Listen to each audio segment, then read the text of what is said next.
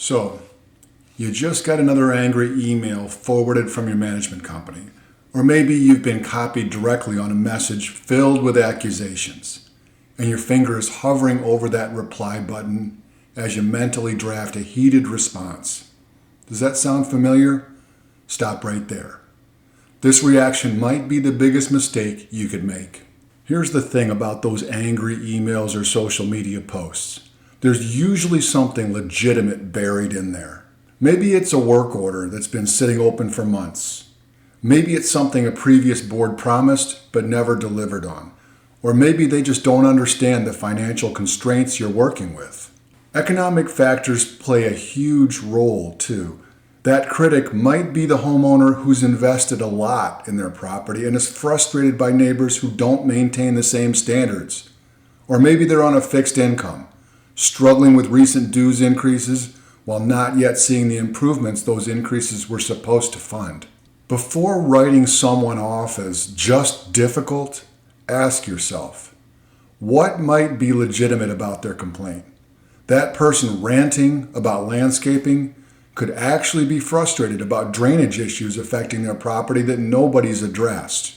Remember, most residents have no idea what happens behind the scenes. The budget limitations, vendor issues, or legal requirements that drive your decisions. Their perception is their reality. When you get that cutting, personal email, your first instinct is to defend yourself and the board. That's exactly how things spiral out of control. Here's a better approach. First, take a breath. Don't respond when you're still feeling that emotional surge. Try to identify what they actually want versus the way they're asking for it. And be sensitive to their possible economic circumstances. For that financially comfortable resident frustrated about neighborhood appearances, acknowledge their pride in the community while explaining the limits of what you can enforce. For the resident on a fixed income, struggling with dues increases, explain the timing of improvements and whether payment plans might be available. But most importantly, stop the email tennis match. Pick up the phone or set a quick meeting. Something as simple as, I'd like to understand more about your concerns. Could we chat for 15 minutes this week? Can completely change the dynamic. Let's be honest. Email is a loser's game when it comes to resolving conflicts. We all know this from our professional lives. Email strips away context, facial expressions, and basic humanity from communication. Same with social media. It's easy to be tough behind a keyboard, but face-to-face, people naturally moderate their tone. They listen. They can ask questions. Human connection happens naturally. Try this approach. John, I got your email about the pool maintenance. Rather than going back and forth by email, could we meet for 15 minutes on Thursday? I'd really like to understand your concerns better. This simple invitation often immediately diffuses tension.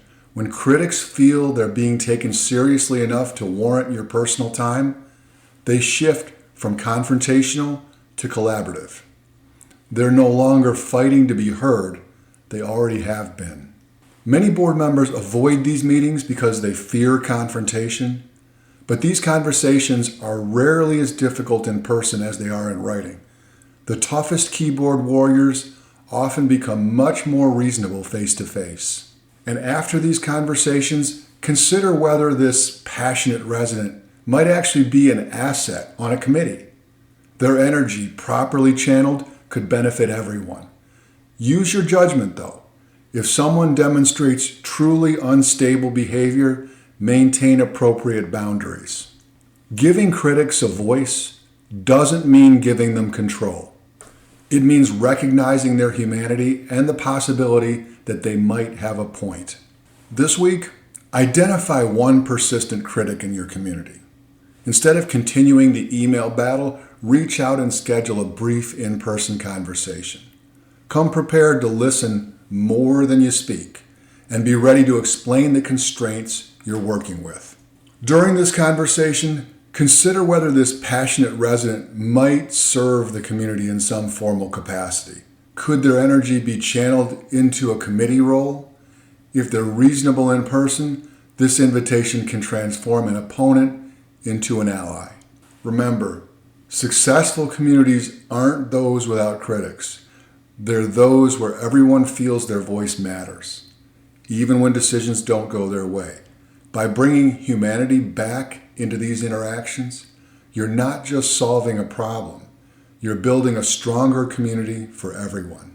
If you found this perspective valuable, we invite you to connect with us. Facebook viewers, like our page and follow us for regular updates. Feel free to message us directly with your questions or community challenges. Instagram viewers, hit follow and feel free to DM us with your questions or community challenges. YouTube viewers, subscribe to our channel and check out the video description for helpful links. Visit our website to discover our thought leadership content, books, and resources that can transform your community management approach. Whether you're dealing with the challenges we discussed today or other community issues, we're here to help. Thanks for watching, and we'll see you in the next video.